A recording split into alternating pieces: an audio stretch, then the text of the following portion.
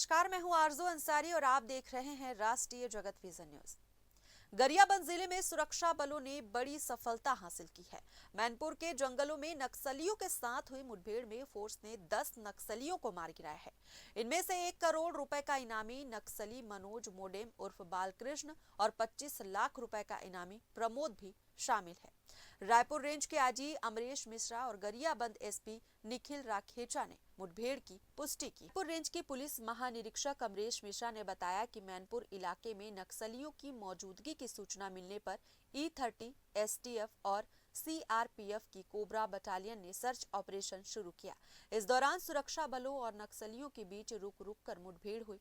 मुठभेड़ स्थल से बड़ी मात्रा में नक्सली सामग्री बरामद की गई, जिसमें 7 ऑटोमेटिक हथियार और अन्य सामान शामिल हैं।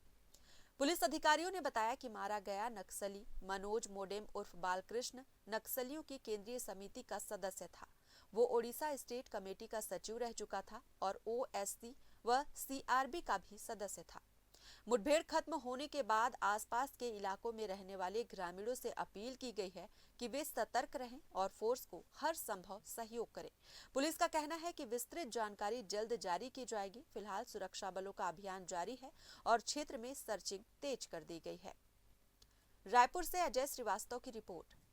फिलहाल इस खबर में बस इतना ही। देश प्रदेश की खबरों से अपडेटेड रहने के लिए हमारे चैनल को सब्सक्राइब करें और नए खबरों के नोटिफिकेशन के लिए बेल आइकॉन जरूर दबाएं। नमस्कार।